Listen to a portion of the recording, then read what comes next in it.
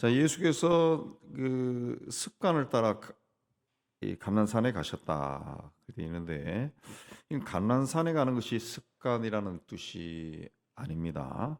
예. 그, 그 습관이라고 하는 것은 오랫동안 이 반복하면서 몸에 굳어진 것을 이야기하는데, 예수님이 주로 활동하신 곳은 갈릴리 나사렛 지방입니다. 갈릴리 지방이죠. 갈릴리 지방, 북쪽 지방이고, 예루살렘 쪽은 가끔 오셨어요. 근데 이 감난산은 예루살렘이 있는데 그 습관을 따라 감난산에 갈 수가 없죠. 그래서 이게 습관이라고 하는 것은 뭐냐? 기도하는 습관이라는 겁니다. 감난산에 기도하러 가셨는데 그게 이제 습관이다. 그랬습니다. 예수님은 공생의 시작 전에 광야에서 40일 금식하고 기도했습니다. 그리고 사역하시면서 많은 사람의 병을 고치고 또 귀신도 쫓아내고 또 말씀도 가르치고 굉장히 분주하게 생활하시는데 그때도 그 기도를 빠뜨리지 않았습니다. 예, 기도할 시간이 없을 때는 사람들이 다 잠을 자는 밤에 한적한 곳을 찾아가서 기도하시고 때로는 새벽 미명에 또 기도하러 가시고 그 기도하시는 삶을 살았습니다. 예수님은 우리 다 알고 있듯이 하나님이시고 하나님의 능력을 가지신 분이에요. 근데 세상에 오셨을 때 인간의 몸을 입으셨을 때는 그 인간의 심성을 지니시죠. 인간의 육체를 가지고 있고 육체적인 또 정신적인 로 제한을 받는다. 제한을. 그러니까 이 예수님은 기도 생활하셨다. 기도. 하나님의 능력을 가지신 분이지만은 예, 하나님 아버지 앞에 나가서 열심히 기도하는 그런 삶을 사셨습니다. 그리고 이 습관을 따라 가실 때 제자들도 데리고 갔다 그랬습니다. 왜 그렇게 했습니까? 기도해야 된다라는 것을 가르쳐 주기 위해서. 예. 어떤 일이 있어도 항상 기도로 하나님 앞에 나가야 된다라는 것을 제자들에게 가르쳐 준 겁니다. 훈련하기 위해서 데리고 간 겁니다. 자, 기도할 수 없는 사람은 아무도 없습니다. 기도는 다 할 수 있습니다. 예. 근데 기도하지 않는 사람이 있는 거죠. 기도하지 않는 사람이.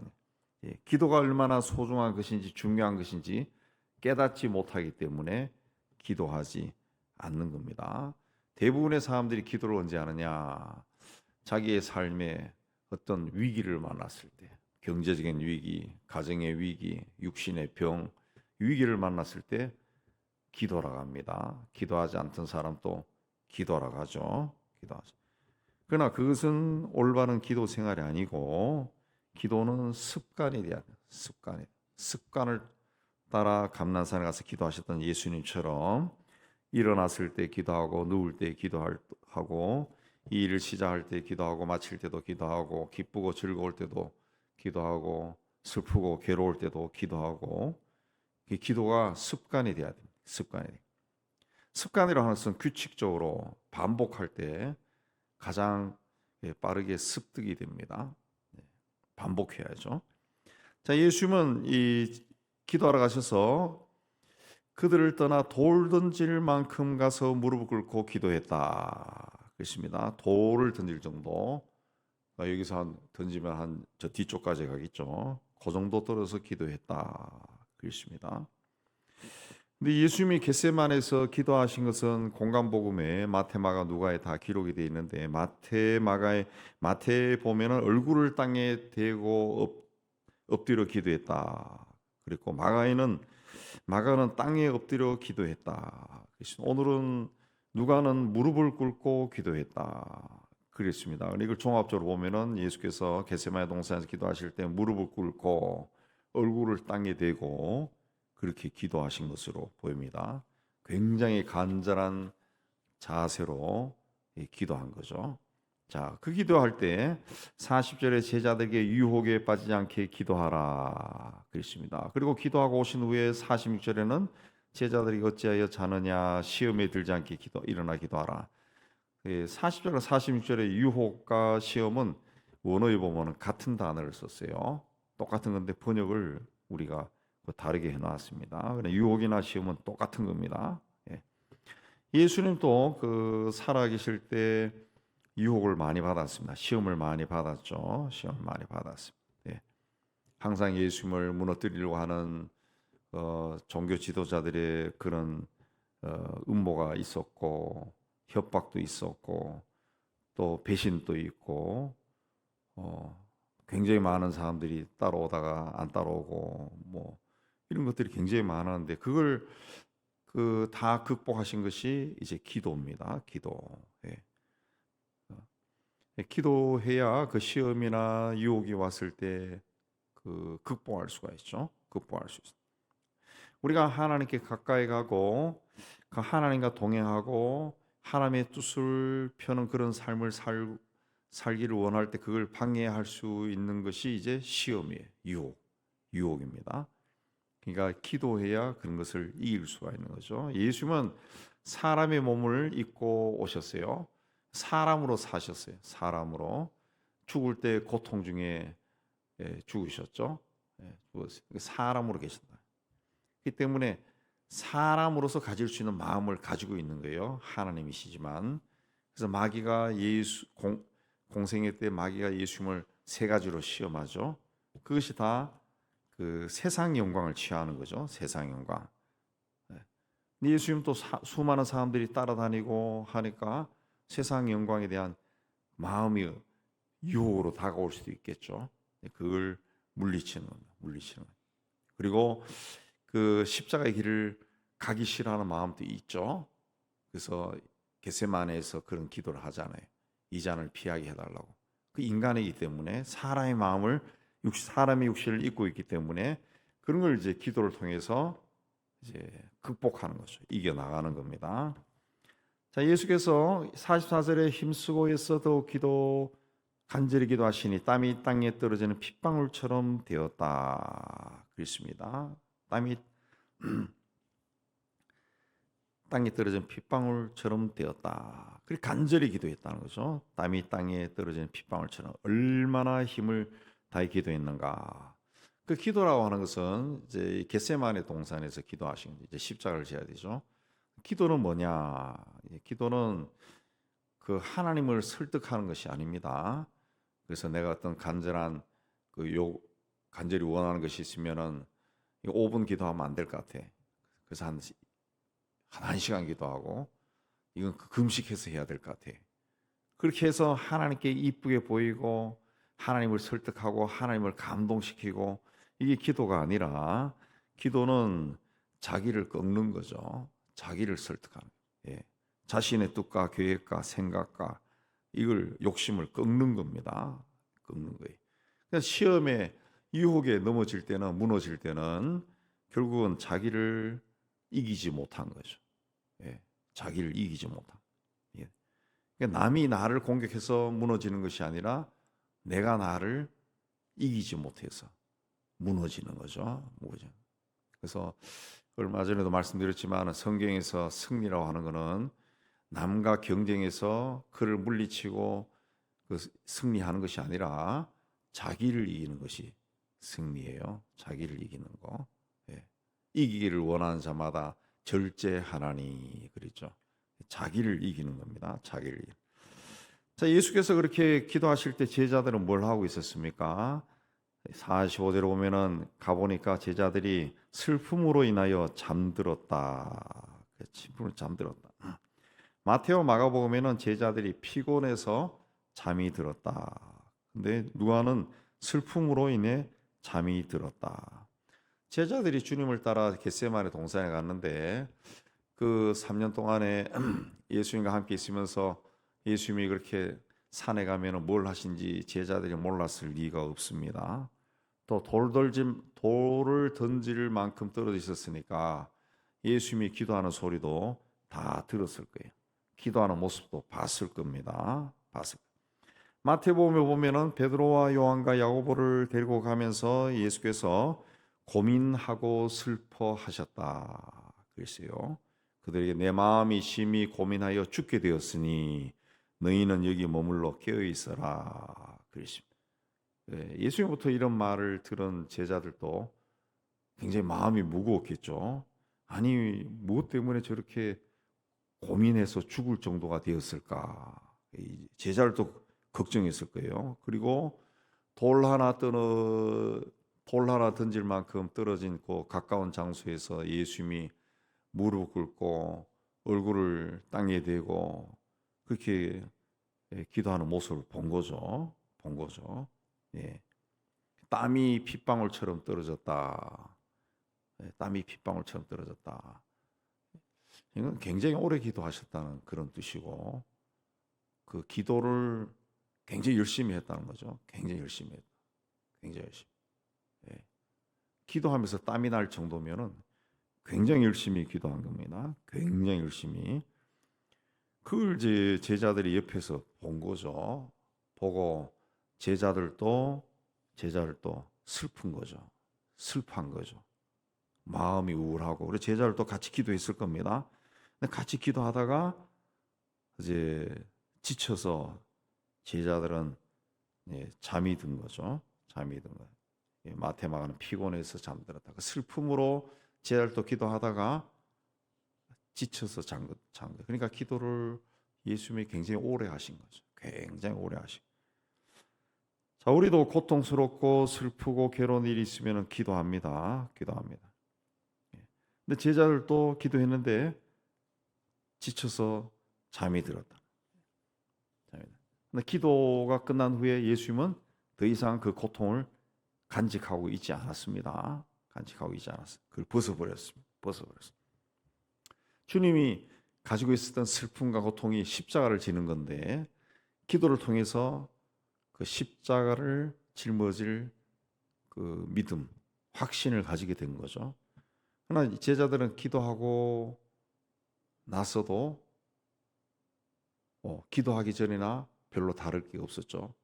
그래서 바로 이어서 예수님을 체포하러 오니까 제자들 다 놀라서 도망가 버리고 그러잖아요. 그 차이점이 어디서 나온 겁니까? 주님은 땀이 핏방울처럼 떨어지듯이 아주 힘쓰고 애써 간절히 기도하시는데 제자들은 그냥 슬퍼하다가 지쳐서 자버린 거죠. 기도에 집중하지 못한 겁니다. 기도에 실패하는 이유는 기도가 응답하지 않는 이유는 집중하지 못했기 때문에 그렇습니다. 힘을 쓰지 않았기 때문에 본인이 그 자기가 기도에 집중해서 기도한 거는 자기가 압니다. 자기에게 남아 있죠. 남아 있어요. 근데 그렇지 않은 거는 자기도 기억이 안 나요. 너무 많이 기도한 거 보면은 막 조선팔도를 다 기도한 것 같은데 실제로는 뭘 기도한지 생각도 안 나요. 그건 일종의 간절함이 없는 거죠. 간절함이 없는. 그건 이제 과일이 열리긴 열렸는데 덜 익은 과일과 똑같은 거죠. 똑같은 거죠. 그래서 기도를 많이 한다고 해서 중요한 게 아니라 기도는 힘들이고 애써서 가꿔야 됩니다. 마치 그 씨를 뿌리고 그 잘 자라서 열매 맺을 때까지 계속 돌보는 것처럼 자기가 어떤 사안을 놓고 기도했다 그러면은 그 기도한 거를 계속 이제 가꿔서 그 기도의 열매가 열릴 때까지 계속 해야죠. 정말 간절한 마음으로 내가 누구를 위해서 중보한다 할 때도 생각날 때 우리 뭐 그렇게 이야기하죠. 생각날 때 기도해줘. 그건 기도하지 말라는 거랑 똑같은 거죠. 누군가를 위해서 누군가의 문제를 위해서 중보한다 그랬을 때도 그 기도를 내가 그야말로 화초를 키우듯이 과수나무를 키우듯이 물 주고 정성을 다해서 늘 해서 그래야 그 열매가 열리죠. 응답이 오는 거죠. 응답이 뭐 생각날 때만 기도하면 그 무슨 응답이 오겠어요. 화초도 키우면서 생각날 때 물 주면 다 죽어버립니다. 다 죽어버리지. 내가 중보하는 사람도 문제가 해결되고 되지 않고 그러면은 그 내가 생각날 때만 기도해서 그런 거죠. 뭐. 그러니까 시간이 흘러도 문제가 해결 안 되지 않고 시들시들한 거지. 시들시들한. 그래서 기도도 가꿔야 됩니다. 가꿔야 돼. 기도도 가꾸면은 5분 기도하는 사람이 30분 할 수 있고 1시간도 할 수 있고, 예. 그야말로 땀을 흘리면서도 할 수가 있고, 예. 기도는 노동하는 것처럼 하기도 해야 되지만, 그러나 절대로 노동이 아니고, 기도는 하나님과 함께하는 기쁨이죠. 하나님과 기쁨을 함께 나누는 거죠. 그래서 예수님 말씀하신 것처럼 내가 너희 안에 너희가 내 안에 있을 때 무엇이든지 구하라. 그 기도에 깊이 들어갔을 때는 주님과 내가 하나가 되는 경험을 하는 거죠. 주님과 내가 하나가 되는, 일체가 되는 거죠. 그러면은 아마 한 20분 기도한 것 같은데 한 2시간 지나가고 그렇게 지나가죠. 그렇게 지나갑니다. 주님과 하나가 되는 거, 하나가 되는. 그래서 때로는 그 시간을 내어서, 뭐 새벽에도 중요하지만 시간을 내어서 그런 기도를 하는 것이 참 중요합니다. 자, 하나님은 기도하는 사람에게 그 능력으로 임합니다. 기도하는 사람, 능력으로, 내가 너희 안에 너희가 내 안에 있을 때, 그때 능력이 오는 거죠. 그냥 기도만 한다 해서 다 능력이 오는 게 아니고, 주님과 하나가 되었을 때. 그래서 성경에는 기도에 대한 이야기가 많이 나오죠. 쉬지 말고 기도해라. 범사에 감사하고 감사하라. 무엇이니 원하는 대로 구하라. 찾으라. 두드려라. 이런 쉬지 말고 구하고 찾고 두드려라. 이런 표현들 자체가 굉장히 열심을 내라는 거죠. 열심을 내라는 거죠. 열심. 굉장히 열심히 해요. 땀이 핏방울처럼 떨어지듯이 그렇게 기도하라. 그렇게 하면은 문제가 해결이 되죠. 기도를 소홀히 한다라고 하는 것은 하나님을 소홀히 취급하는 것과 똑같은 거죠. 기도를 소홀히 하는 사람은 본인이 하나님을 전능하신 하나님으로 안 믿는 거죠. 안 믿는 거죠. 정말 하나님이 전능하신 분이고 살아계신 분이고 천지 만물을 창조하고 내 인생을 주관하신 분이라면은 그 기도하지 않을 수가 있겠어요. 걸어가면서도 기도하지. 걸어가면서도. 걸어가면서도 기도하고. 다 기도하죠. 주님은 일어나 기도하라 그랬습니다. 일어나 기도하라. 일어나 기도하라. 어찌하여 자느냐. 시험에 들지 않게 일어나 기도하라 그랬습니다. 기도하지 않으니까 다 시험에 드는 겁니다. 교회도 시험 들고, 그래서 교회가 자꾸 세속화되어 가고, 교인들도 시험 들어서 세상에서 성공하는 것을 하나님의 축복이라고 당당하게 이야기하고, 신앙생활을 아무렇게 해도 세상에서 잘 되면은 하나님이 축복했다고 이야기하고, 그 분별력이 없는 거죠. 그게 하나님이 축복했는지, 성경에도 이야기하잖아요. 하나님께 축복했는지 사탄에게 절을 해서 얻은 건지 알 수 없어요. 알 수 없어요. 그러니까 이 교회 다니고 그런 사람들이 요새 선거철 돼서 정치인들 보세요. 그들 가운데 교회 다닌다고 많은 사람 무지하게 많은데 얼마나 세속적입니까, 그 사람들이. 그러면서도 국회의원 되면은 하나님이 복 주셨다고 아마 그 어느 누구는 또 모여서 또 예배 드릴 겁니다. 근데 그 하나님이 그걸 기쁘게 받으실까? 그거는 세상에 절을 해서 얻은 부귀영화죠. 세상에 절. 우리 주님은 시험에 들지 않게 기도하라 그랬습니다. 우리는 기도해. 그래야 그런 시험에 들지 않고 하나님이 기뻐하는 길을 갈 수 있습니다.